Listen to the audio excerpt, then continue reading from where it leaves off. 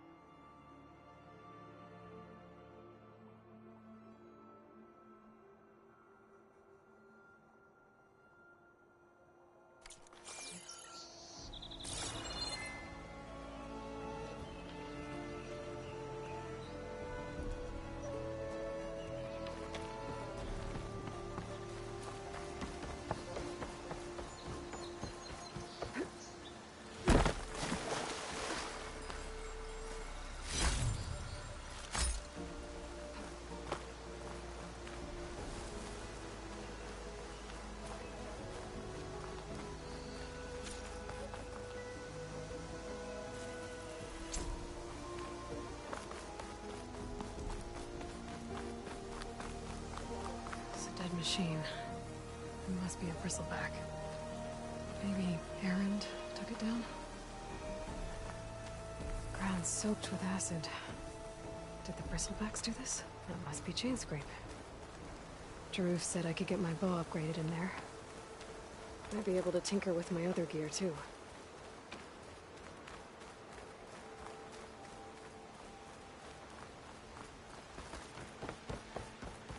Outlander approaching. Is that the Savior? Wanna come in, Savior?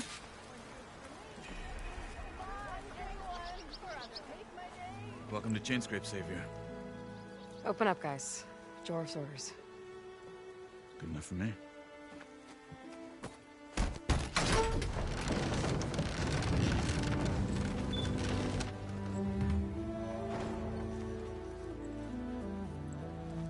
By the Forge. Petra? Aloy, what are you doing here? About time there was something worth looking at in this dump. It's nice to see you too. And not a moment too soon. Come on.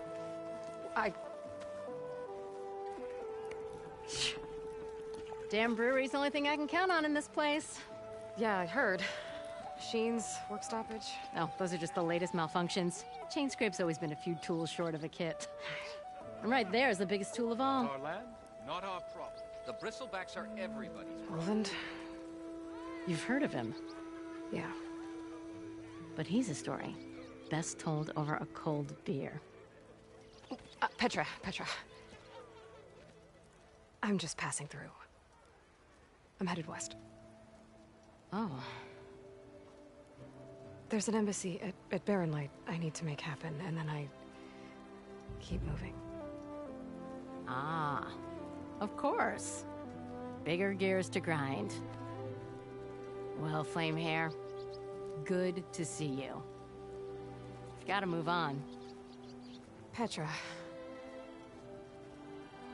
But if you want a cold beer and a few laughs with an old friend, come find me at the brewery.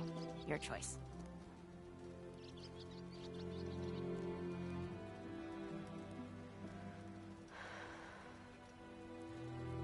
Well, this old one guy sounds like trouble.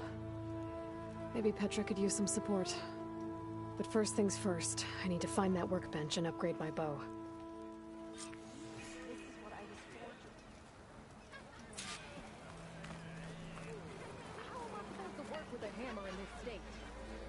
Cool. Till Alvin blows that pussy, no one's working. Workbench is free if you need to tinker with that gear.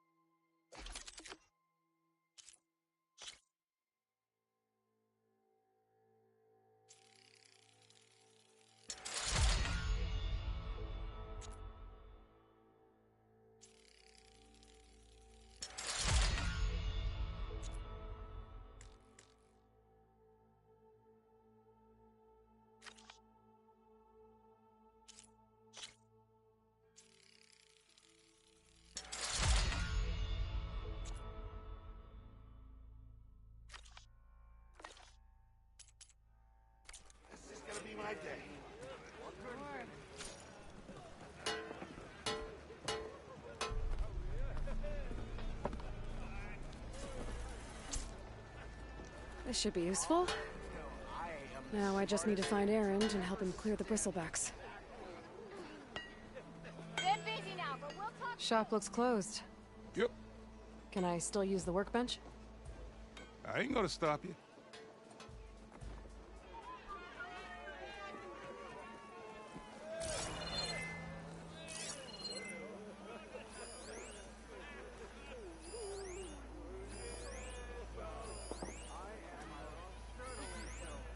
Tinkering with one hammer isn't gonna kill you.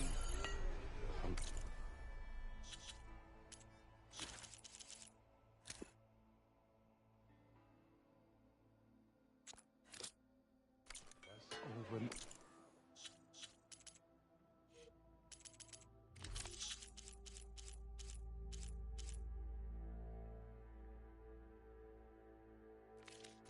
This problem is here. Now we need. Oh, what? More you say it, more wrong it sounds. Hope work wasn't too tiring yesterday. Ignoring me again?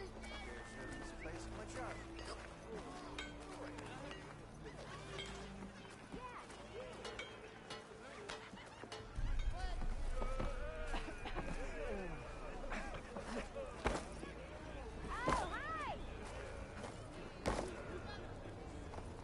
You're far from home, Nora.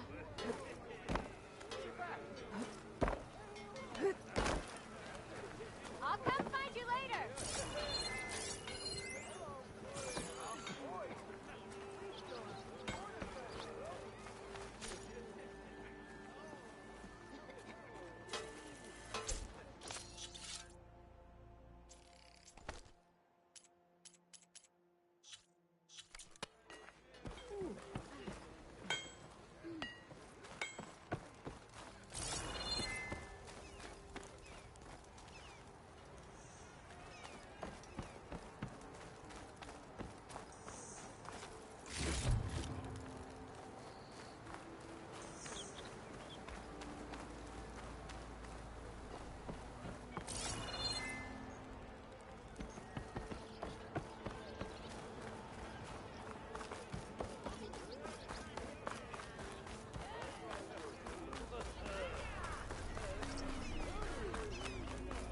Ignoring me again? Sure. Why else would one leave the glory of man's work?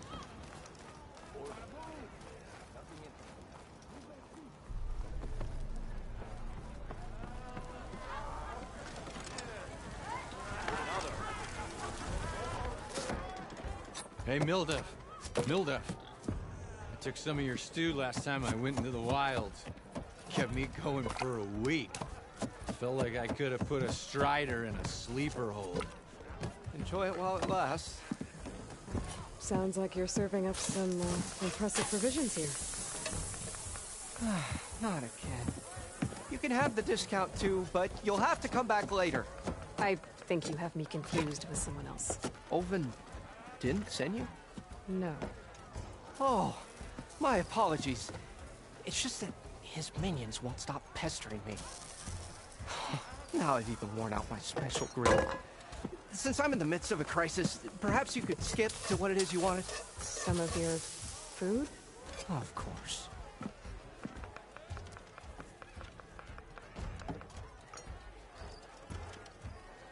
Are Ulvin's people causing you problems?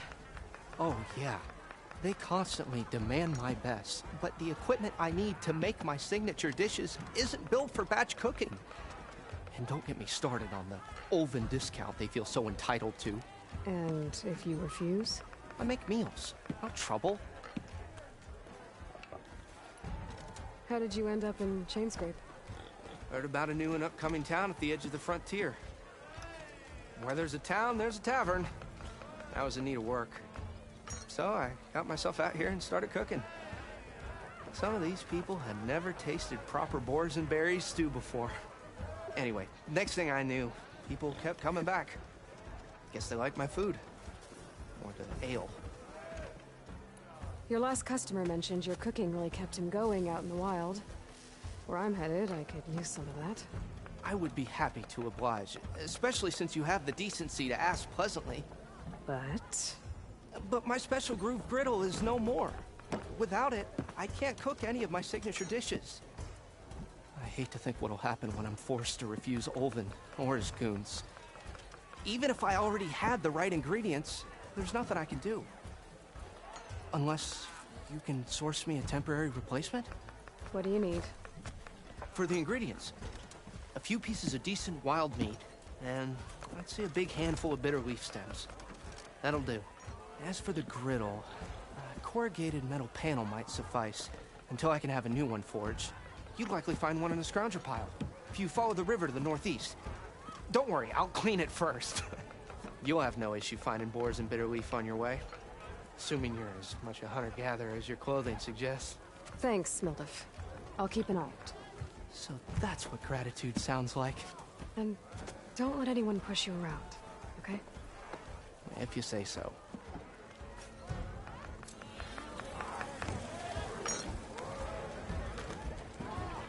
Almost ready to go?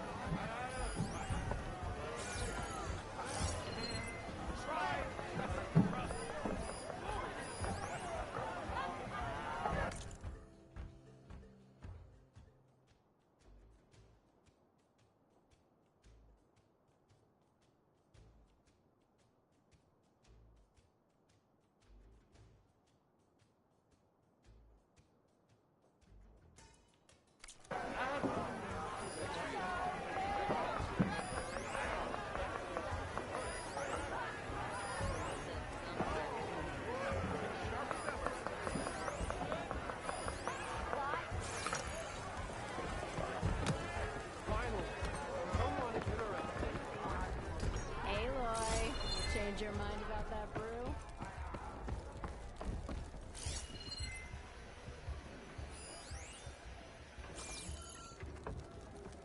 Come for that beer after all, eh? Here, sit down. Get a pint in her hand. Wasn't expecting you to swing by. Since when do I do what's expected? Ha! There's that spark. Fire and spit. Fire and spit.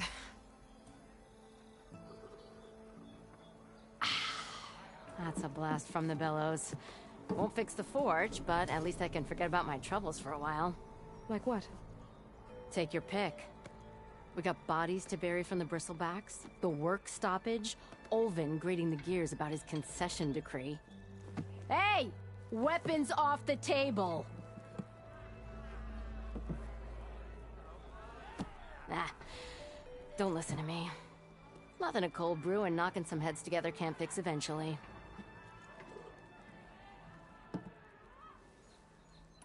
So the Bristlebacks and the Daunt.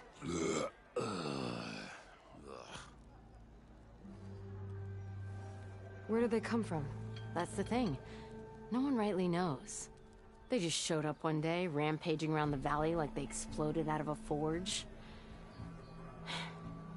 Lost some good people. But I heard talk of some vanguards trying to take them down.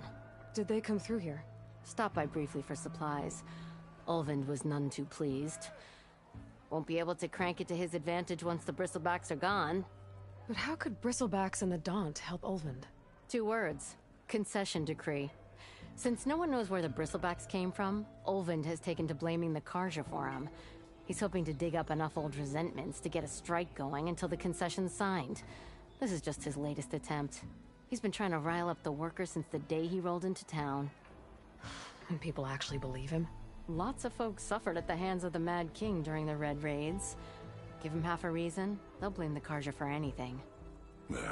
Damn Karja slavers. I thought you'd be back in Freeheap. Well, after the big battle at Meridian, I went back. But realized it was running smooth. Didn't need me. Heard about the rebuilding out at Barren Light. Figured they could use another hammer. Been scraping by ever since. You could always leave. And go back east? Nah. I ain't one to leave a lit forge.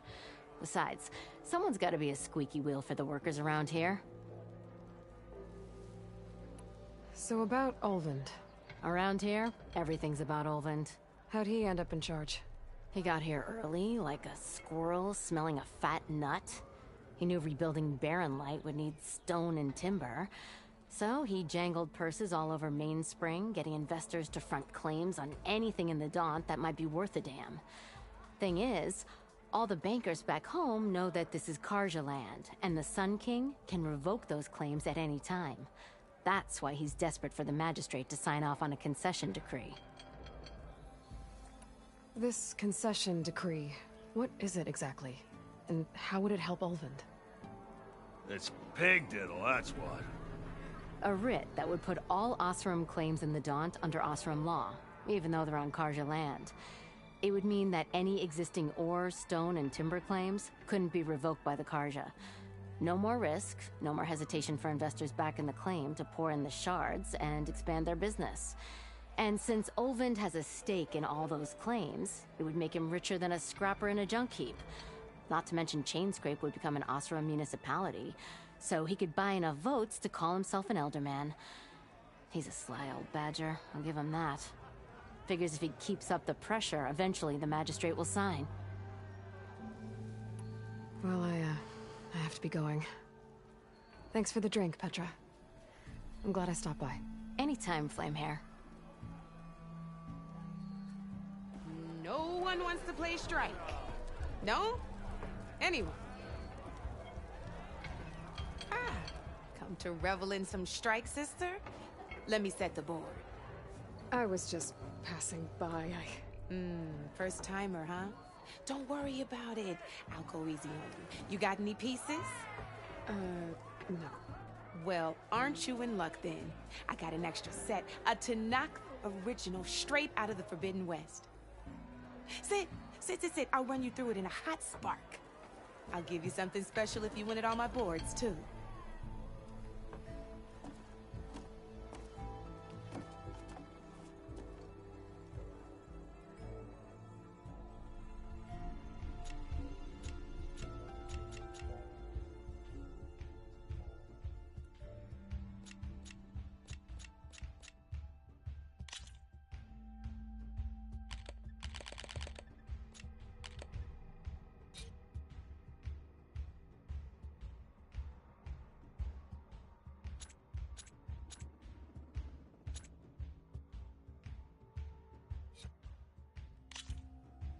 All right, let's start off simple. The Tanakh like to say that Machine Strike is a game of pure strategy. We each get a set of pieces. Each piece represents a kind of machine, and each machine is worth a different number of victory points. And to win the game, you'll need to gain 7 victory points by destroying the opponent's machines. It can be tricky remembering the details of every machine, so we use these notes to keep track of them. You see that number on the top right corner? That there is how many victory points you'll get for destroying that machine. Notes also tell you how far a piece can move, how powerful their attacks are, the distance they can strike from, and of course, their health. Okay, that's enough for now. Let's just play. I'll explain the rest as we go.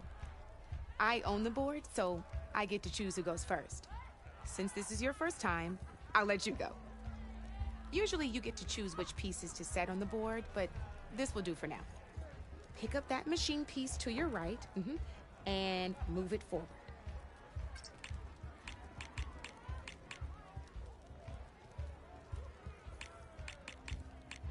And remember, each machine can only move a certain distance. Take a look at your notes if you need a reminder. Easy enough, huh? Now, you get to move 2 machines each round, so go ahead and pick a second machine. Perfect. There's not much else to do for now, so just end your turn. We're forging onwards. Let me move my pieces here. And we're back to you. This time, why don't you try attacking one of my pieces? Try with that machine on your right first. Now move the piece close. When performing an attack, you'll be testing your machine's combat power against the opponent's. A machine's combat power is a combination of the terrain your machine is standing on and its own attack power. This board only has grassland terrain, which has no effect on a machine's combat power. And your current machine has 2 points of attack power. So in total, your machine's combat power equals 2 points. Since my machine isn't the one attacking, it has 0 points of attack power. And just like your machine, it's not affected by grassland terrain. So right now, the difference in combat power between the two machines is 2 points. This means your machine can do 2 points of damage to my machine. Did you get all that? Knew you were a smart one. Finish up by attacking my machine. Not pulling any punches, huh? Now grab that second machine of yours. See how your machine can't move close enough to attack mine? You can make your machine sprint. That lets it move 1 space further. Try it out. Downside to sprinting is that your machine can no longer attack. Now, some players like to take a risk and overcharge their machine in cases like this.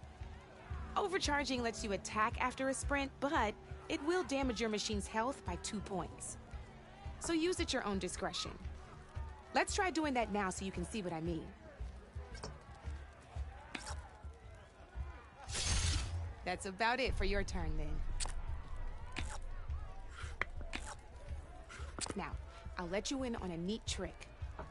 That machine of yours, the one closest to me, grab a hold of it. Same as in the wilds, machines have both armored points and weak points.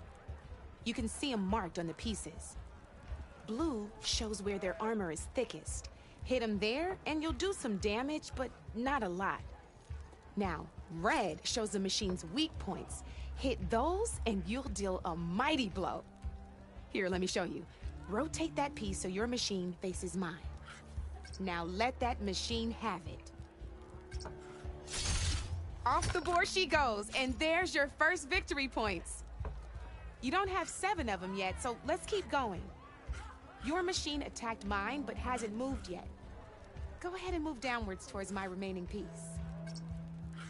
You've already attacked a machine and moved your piece. But if you overcharge your machine, you can attack a second time.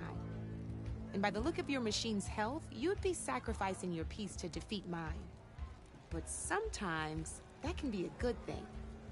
Overcharge your machine to attack mine a second time, and I'll show you what I mean.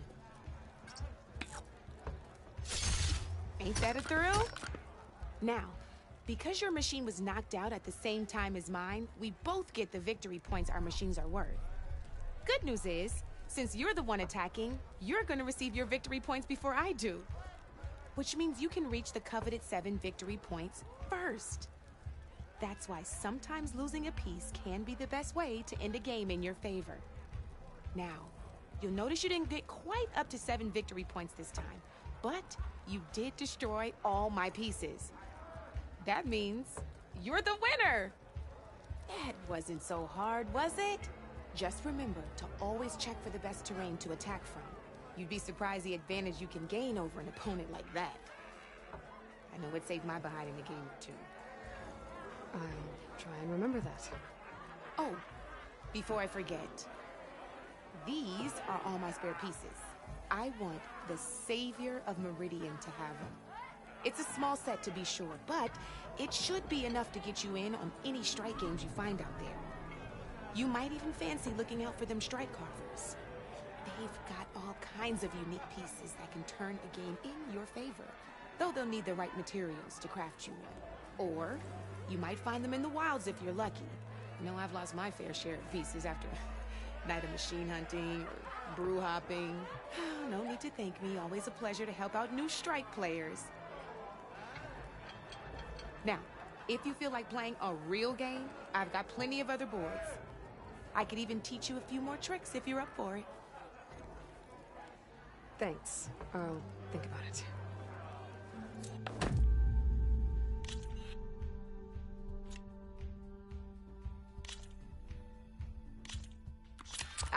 I knew I'd make a strike player out of you yet. How about this time I tell you how to use a board's terrain to your advantage? This one's got all the different terrains you can encounter in a game of Strike. Knowing when and how to use them can mean the difference between victory and defeat. Terrain mainly affects your machine's combat power. As you know, when fighting an opponent's machine, you compare its combat power to yours. The higher your machine's combat power, the more damage you can do. So finding the right terrain is an essential strategy for overpowering your opponent. Here, I'll show you. Grab that piece to your left and move to attack my machines. Now let's take a look at your machine's combat power. Combat power is the sum of a machine's attack power and the value of the terrain it's standing on. Since your machine is attacking, it's using its 2 points of attack power. It's also standing on forest terrain with a value of 1 point.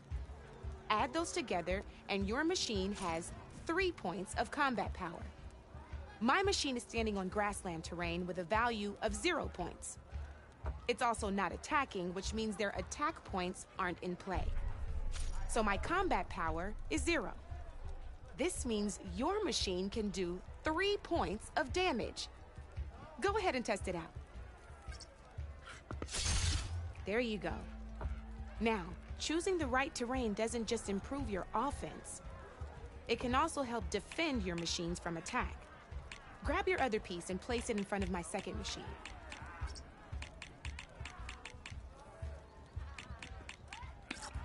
Since your machine is attacking, it's using its 2 points of attack power.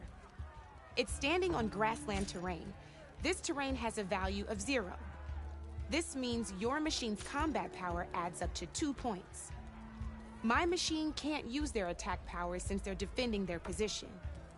But they have the higher ground. They're standing on forest terrain, which is worth 1 point. This means my combat power adds up to 1 point. Now, the front of my machine is colored blue. This means that the spot you're about to attack has armor protecting it. Which means my machine gets an extra point, giving it a total of 2 combat power points. If we compare the combat power of both machines, you'll see that you won't be able to do any damage. Whenever you're unable to top an opponent's combat power, you can still choose to attack and break their machine's defenses instead. Go ahead, try it out and see what happens. Ha, see? When you break a machine's defenses, you can knock it backwards. Sure, both our machines will receive 1 point of damage, but knocking my machine off that terrain makes it more vulnerable to attacks. Not only that, if my machine had been blocked from moving backwards, it would have received an extra point of damage. And if my machine had been blocked by another one of my pieces, that machine would have received damage as well. That's why breaking a machine's defenses is a great way to deal damage to several pieces at once. Useful, right? Okay, now go ahead and end your turn. There's still one more thing I want to show you. All right, as we've seen, the higher the terrain, the more it'll add to your machine's combat power. However, there are 2 other terrains that work a little differently. This is what we call a chasm. Only flying machines can be placed on those. But it'll take away 2 combat points if you do, so be wary. This is marsh terrain. Landing on it will take away 1 combat power point from most machines. It'll also keep your machine from moving for the rest of the turn. Here, let me show you. Grab that machine on your left. See? All you can do now is wait for your next turn to move again. Or you can overcharge your machine to get out of there. You can still attack any nearby enemies so you're not completely helpless. Well, I think that's enough yammering from me for now. Promise it'll all come in handy next time you play.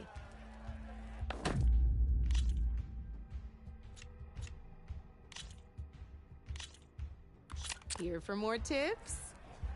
Why don't I tell you a bit more about the pieces we used to play? In a normal game, you get to choose which machines you place on the board. Each one is worth a certain number of setup points, and you can spend up to 10 assembling your army.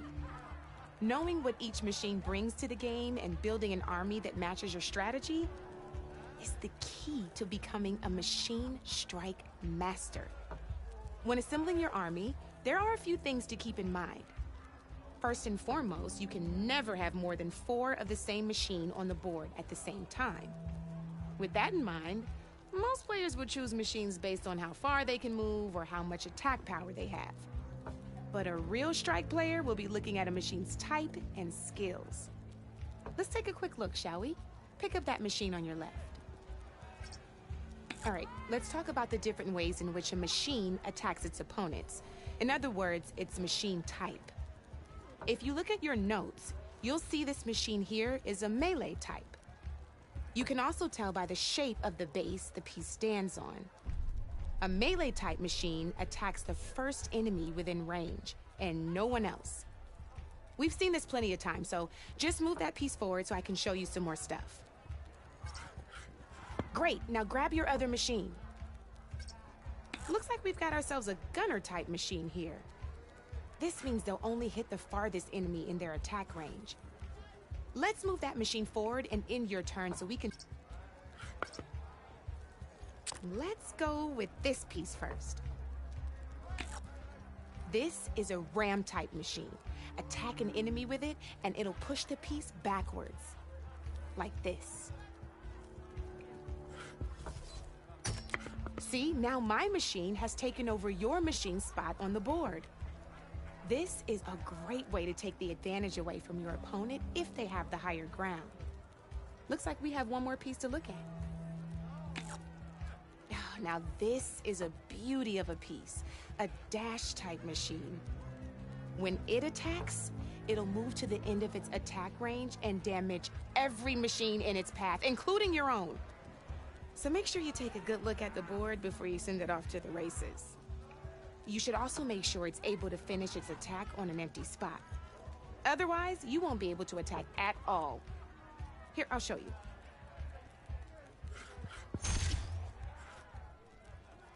Look, it even rotated your piece. A nifty little piece you'll definitely want in your set. If you look at your notes, you'll notice this particular machine has one of the skills I mentioned before. There's quite a few of those, and we haven't even looked at all the machine types yet. But I'm pretty sure you've got more important things to do, so I made you a list.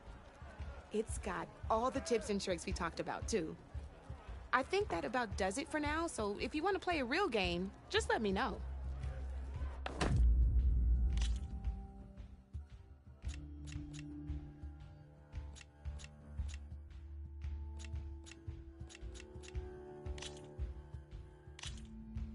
Let's play.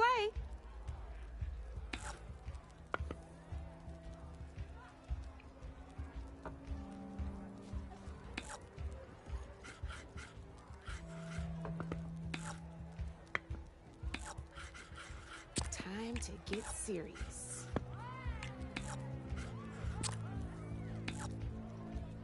Your turn.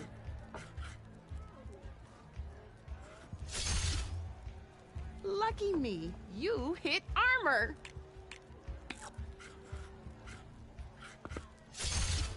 I've got a tough fight ahead of me.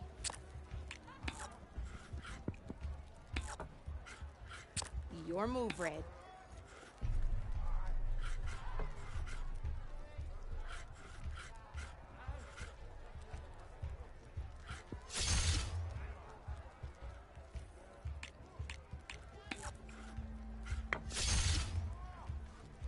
I'm up.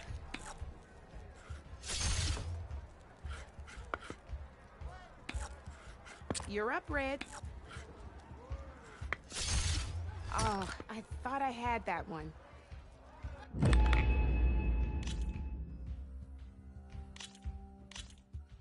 All right, let's start off simple. The Tanakh like to say that Machine Strike is a game of pure strategy. We each get a set of pieces. Each piece represents... Oh, we can stop if you want.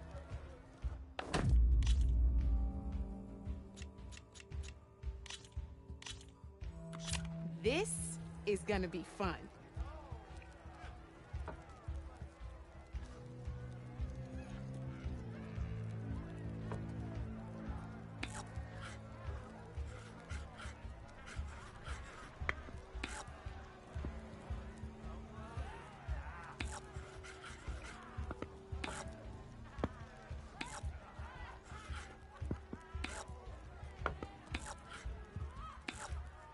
Board's all yours.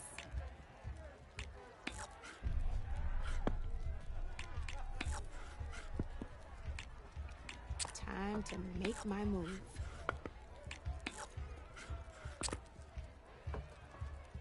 That's it for me.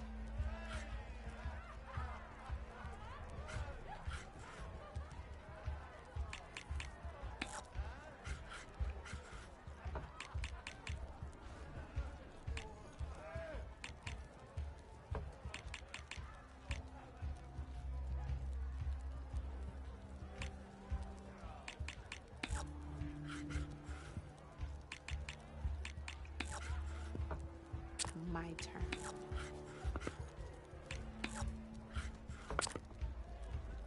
You're up, Red.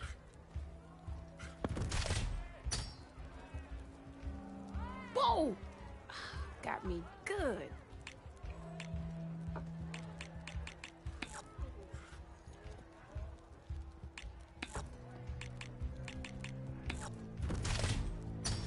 That was brutal.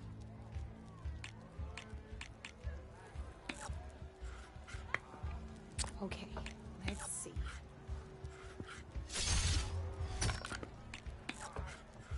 Your turn.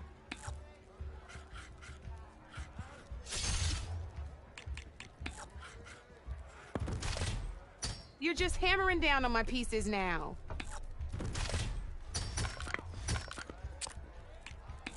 Time to make my move.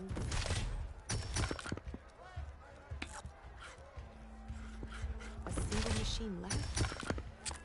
That ain't good.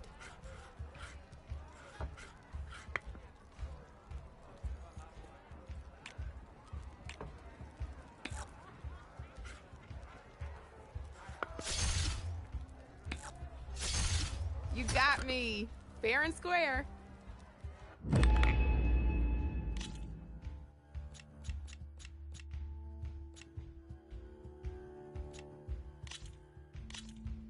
Here we go.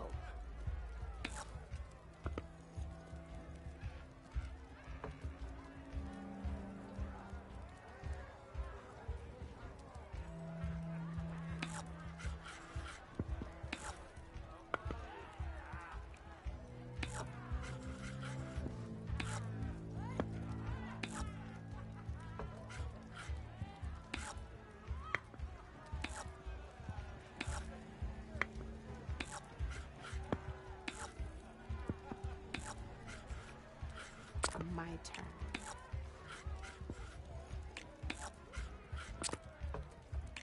Your move, Red.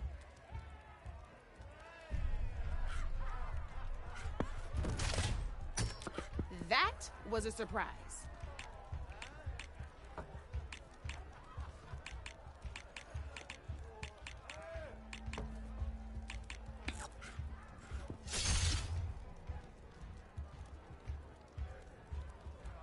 Time to get serious.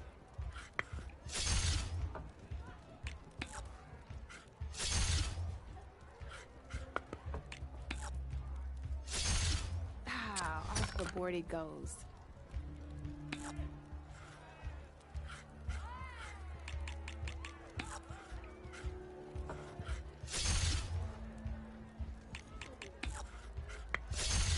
One less piece on the board.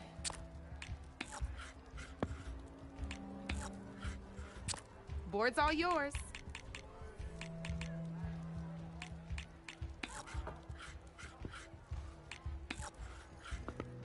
Okay, let's see.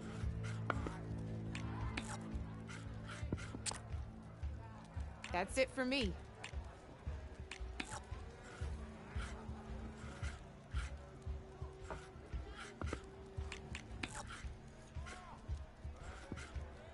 I'm up.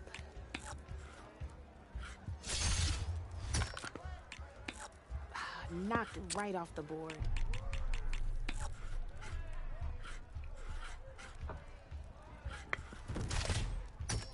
Oh, seriously?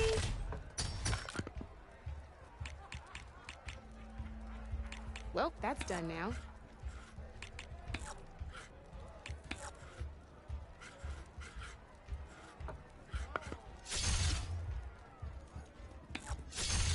That was brutal.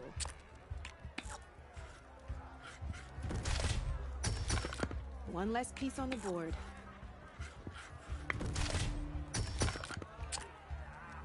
That's it for me.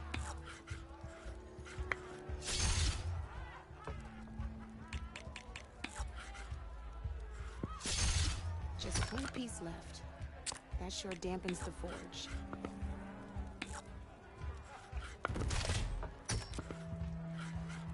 Your turn.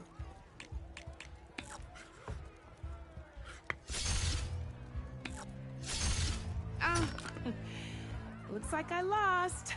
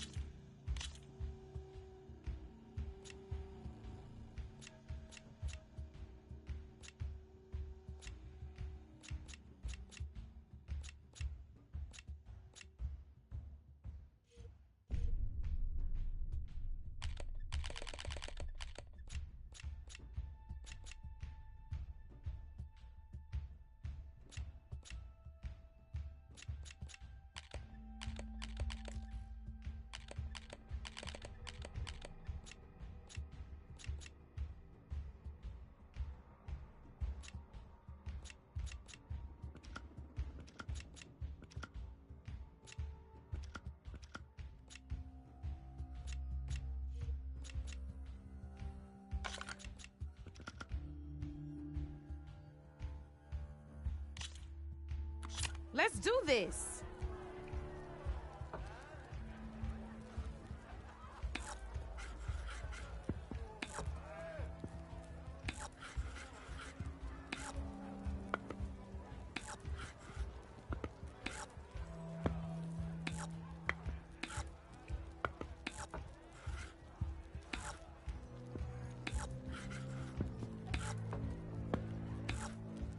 Your move, Red.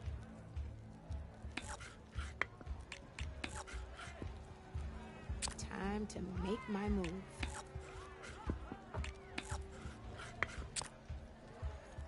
Board's all yours.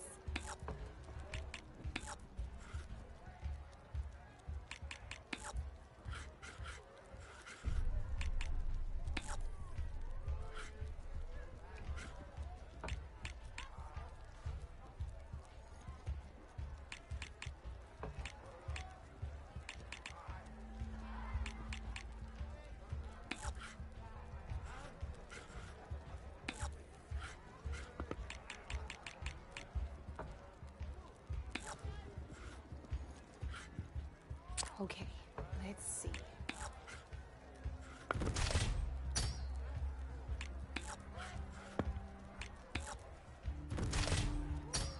You're up, Red.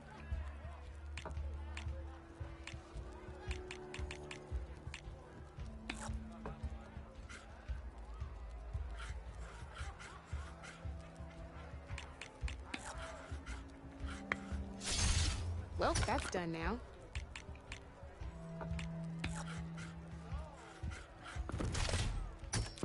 Hey, I like that piece where it was.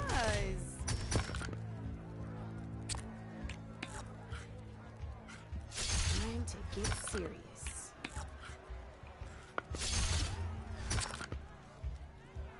Board's all yours.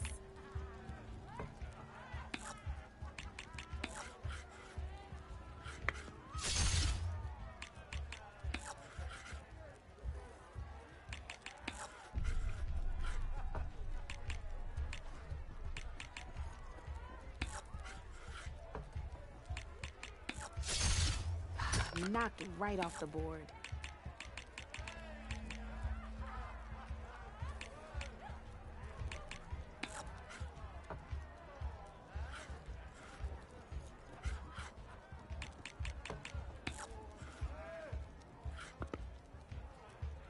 My turn.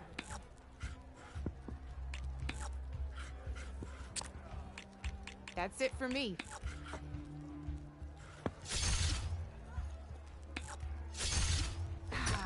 The board it goes.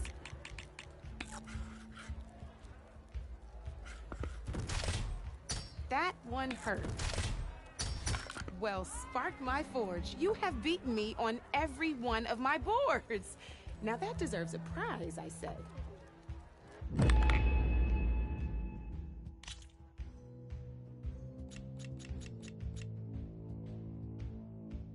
I'll see you later, Aloy.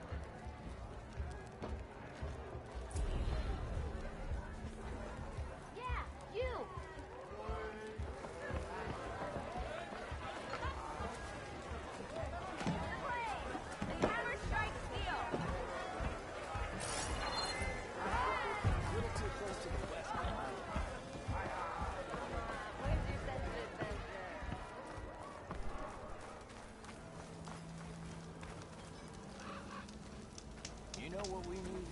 I want to know. I could take her.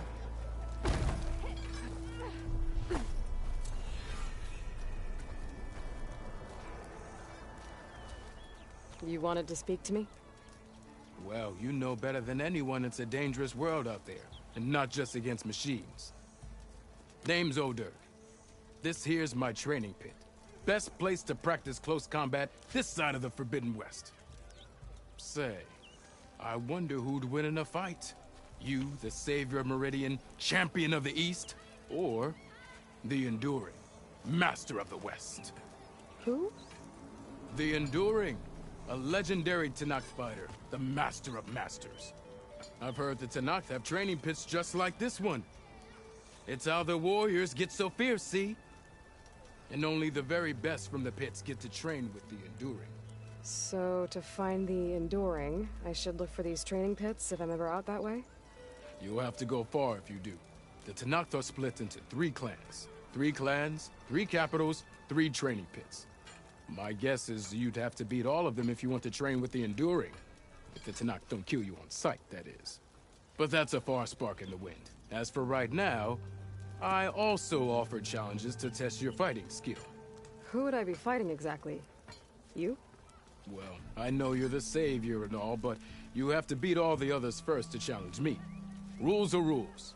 We only use dual blades and practice arrows, mind. These drunken fools would run themselves through otherwise. You'll have to leave everything but your spear and practice arrows at the gate. But I'll look after your gear, not to worry. So, what do you say? Up for some training? I might be. That's what I like to hear.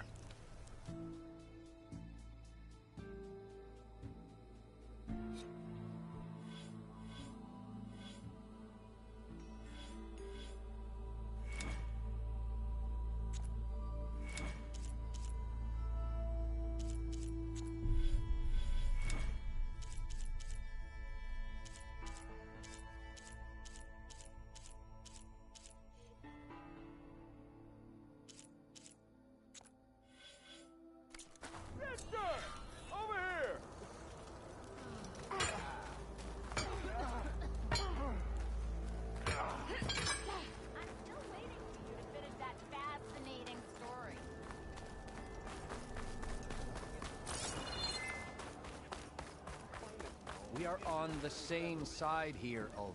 The Bristlebacks threaten us all. Oh, drop the act. We all know it was the Carja who let the Bristlebacks into the valley, sent them straight through the gates of Barren Light. That is preposterous.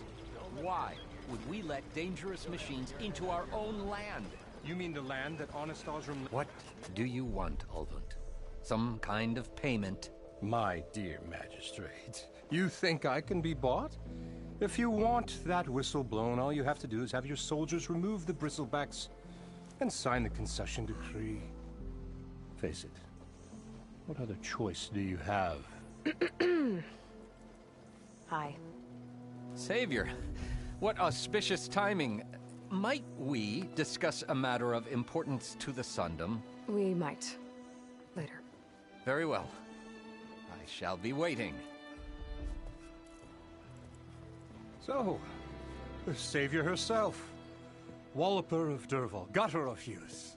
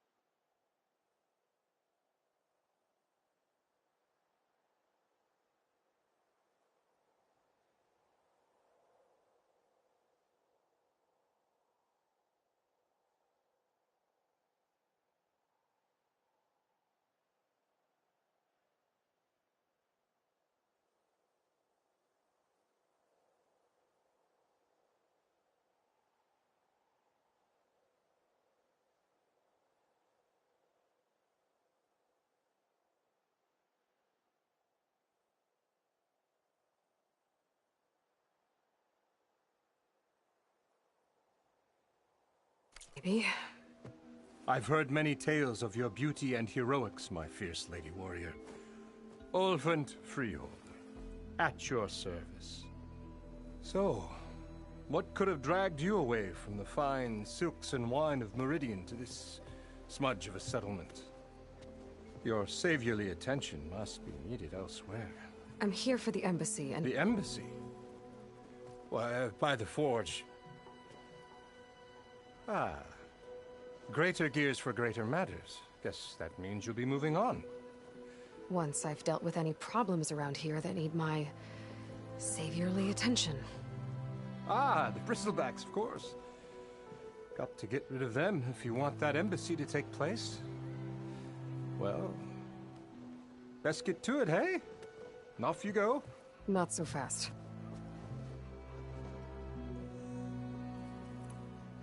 You don't seem to have a high opinion of the magistrate?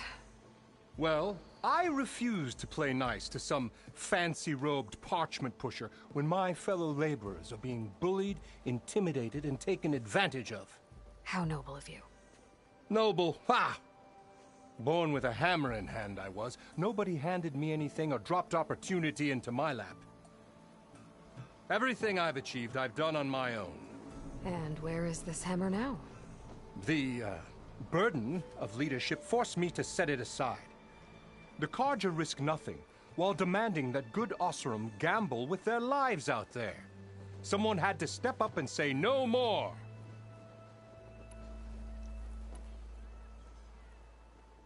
You ordered the work stoppage? Indeed I did. We're laborers, not soldiers. Until the Carja clean up their mess and give us the fair deal we deserve, I'm not risking Osseram lives. Fair deal? You mean your concession decree? It's not my decree.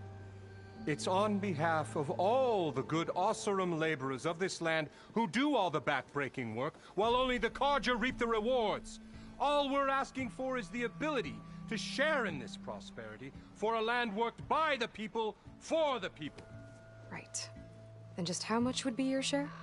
Only an amount appropriate to my contributions to this community, of course. If Chainscrape is on Carja land, shouldn't a Carja be in charge? Who appointed you? The sensibilities of good Osseram folk, of course. You think a Carja can head this whole venture? Ah! The magistrate can barely make the trek from Barren Light without losing a few screws. So you have no real authority then? People only follow you because you say so. Loudly. Anyone who has followers has authority. I've been with Chainscrape from the beginning. I mean, I'm practically its founder, and its honest folk know I'm indispensable to its success. You said you founded Chainscrape. Somehow I doubt that. Practically founded, I said. I alone saw its potential when it was just a smattering of tents in Barren Light's shadow. I invested in the mine, convinced some friends back home to do the same, and here we are. You could say Chainscrape is what it is thanks to me. Oh, so you're not just standing around and profiting off everyone else? Not at all. Sure, I make a little return on my investment here and there, but my main priority, as it was from the beginning, is to look after the well-being of these honest, working Osseram. Where's the whistle? Right in the middle of town, but with the threat out there, I'm not endangering innocent Osseram lives. I'm going to clear out the Bristlebacks. And when I'm done, this valley is going to get moving. If that's what it takes. Until then, I'll keep looking after the safety of these good folk. Just be ready to blow the whistle. Better see what that Carja magistrate wanted. I bet he's in the tavern.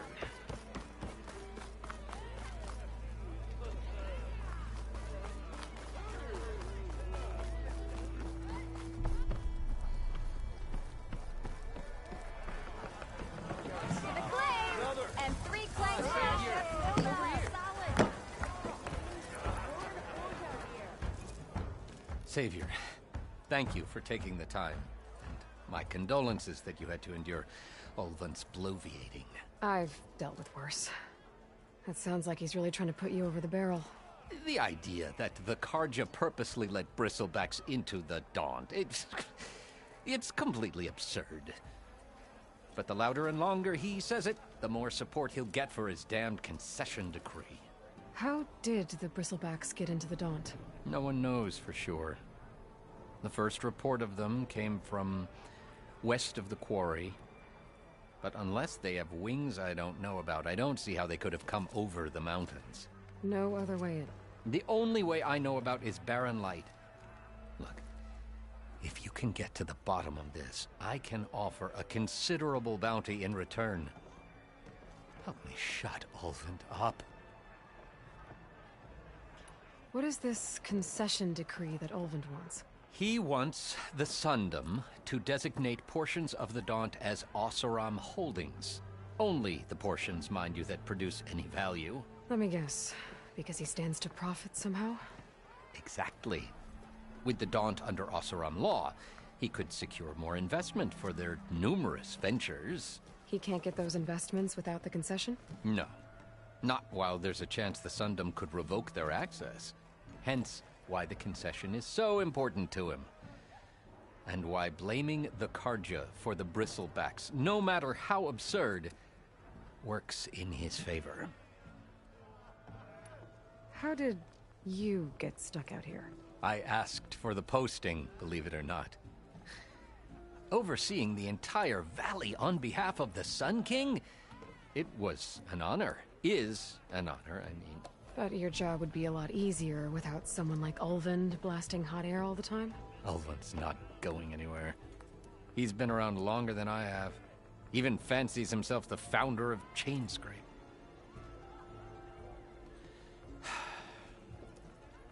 I'll find a way to live with him. I have to. How does blaming the Karja for the Bristlebacks help Ulvund get his concession? Look around. This may be the Sundom, but Chainscrape is all gears and rust and bad ale. Claiming that the Karja loosed the Bristlebacks in order to intimidate Oseram laborers into obedience. Well, let's just say no one here has forgotten the atrocities of the mad Sun King. And with the Bristlebacks bringing work in the valley to a halt, Ulvund has plenty of time to pick at barely healed wounds. And if the Oseram refuse to work, unless the concession is signed, you won't have a choice. Correct. The reconstruction of barren light must continue. You said the Bristlebacks were first spotted west of the quarry? Yes, according to one terrified laborer, said the ground trembled before they came charging down the hillside. He took off and ran all the way here. Good place to start looking, then. If you learn the truth, maybe Ulvund will stop blaming the Karja for every problem under the sun, and maybe then he'll actually focus on rebuilding barren light instead.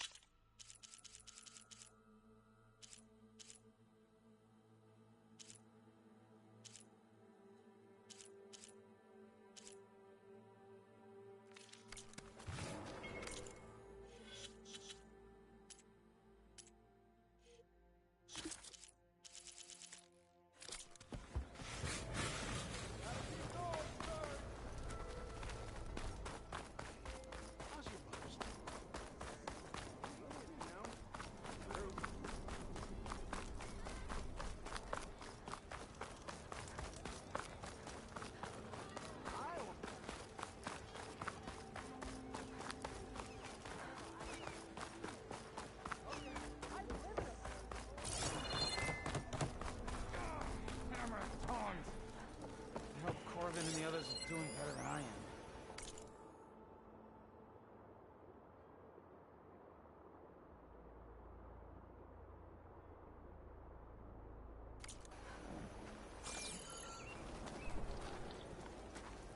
What happened to you? That damn mine is what happened to me. It won't be the last injury if Ulvin keeps shoving those tongs into those tunnels. What mine? Northeast of Chainscrape, where the river ends. I told Corvin we should stop when the first cave-in happened, but Ulvin probably threatened to cut off our pay. Or worse. How about you slow down and take me through it? You mentioned you were injured in a cave-in. Yeah, a couple days ago. That's how I hurt this blasted leg. Corvin and the others were opening a new vein while I was checking on an older one. As soon as their blast hit, the tunnel I was in collapsed. Might have dodged it if I wasn't running on barely a spark of sleep. We were pushing too hard and too fast. And you're afraid Corvin and the others might not be as lucky if it happens again. Mm-hmm. Hit the nail right on the head. How come Ulvin's in charge? Don't these mines belong to the Karja? Try telling Ulvin that. He brought in all the backing to get them open. Might as well own them. Fire and spit. You ask him. He owns us as well. Who's Corvin? He's their foreman. And a damn good one. The kind that knows how to deal with management when it gets unreasonable. But Ulvin... his demands go beyond unreasonable. Corvin's been doing his best to appease him. He even blamed himself for my injury when it was Ulvin who ordered the extra shifts. Sounds like a good guy. That's why we all put up with the long hours and lousy conditions. But if the whole mine becomes unstable, I'd rather suffer Ulvin's wrath than die buried in rubble. I could check in on your crew if I'm in the area. I would appreciate that. Thank you.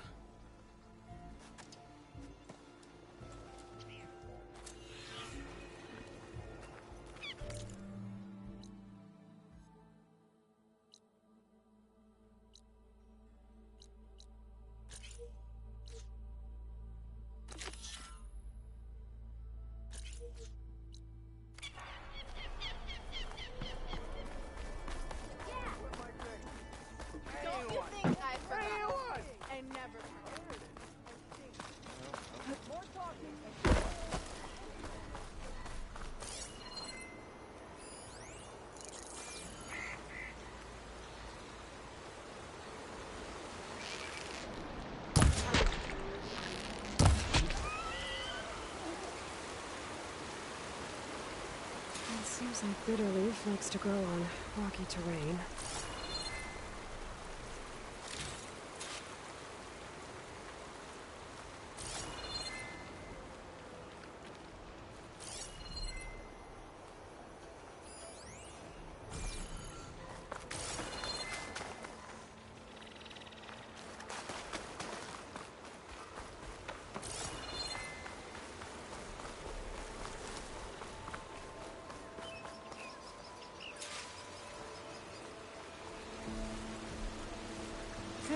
think I have enough bitter leaf.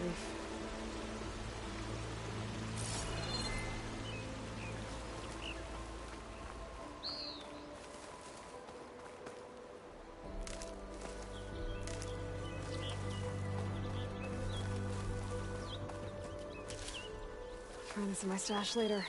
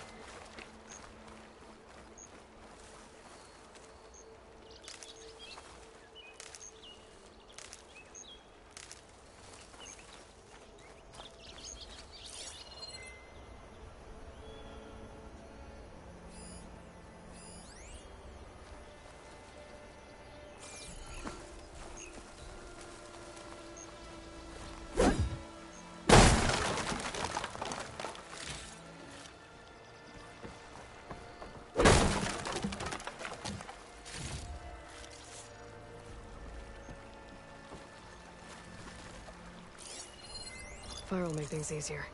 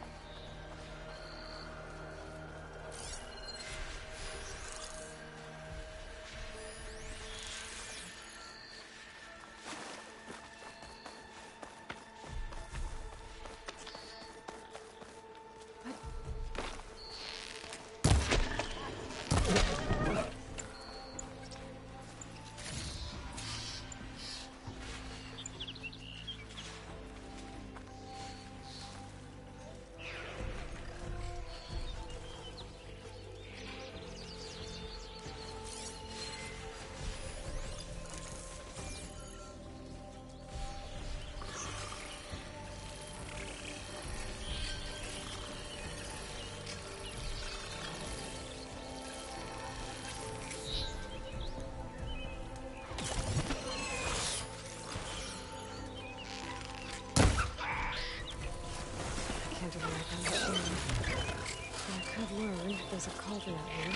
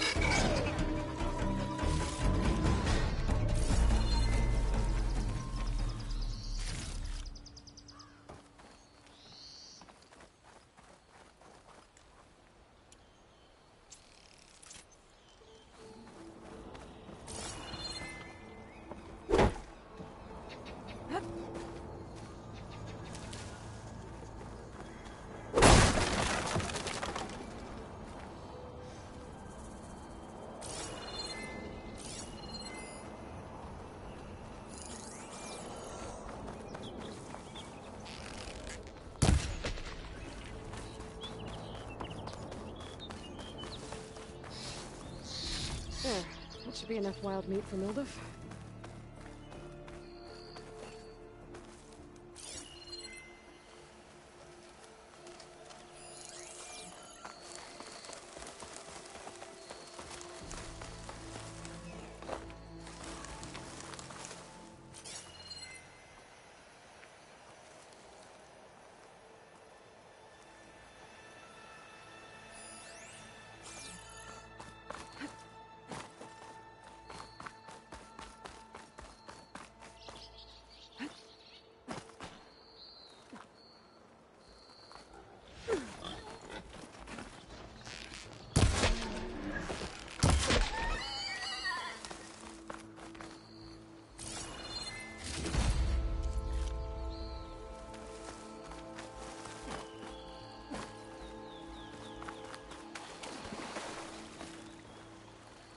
These on me.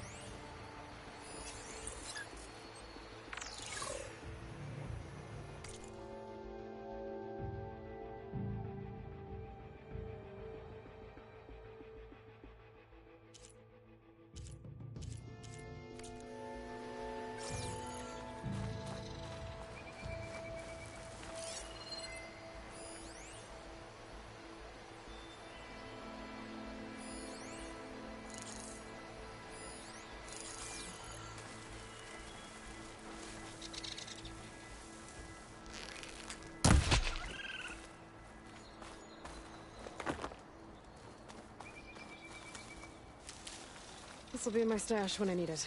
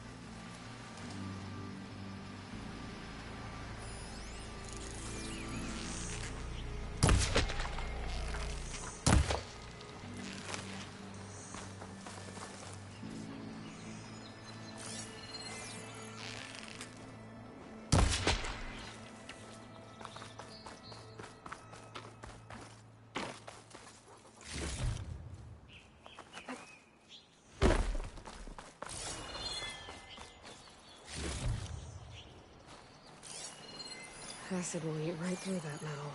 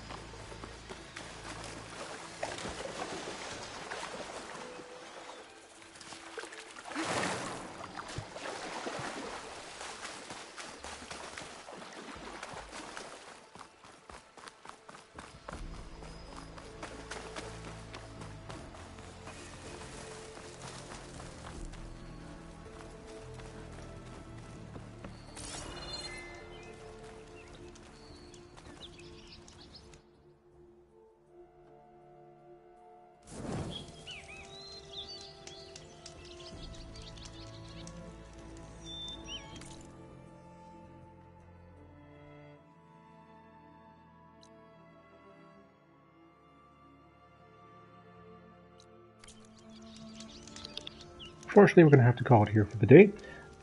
Luna is up and looking for attention, and I gotta go and get things ready for my partner comes home from work and get a nice pie going. So we will play some more of this tomorrow at some point, probably after seeing Death in the Nile, and more of it next week. But for now, thanks for watching.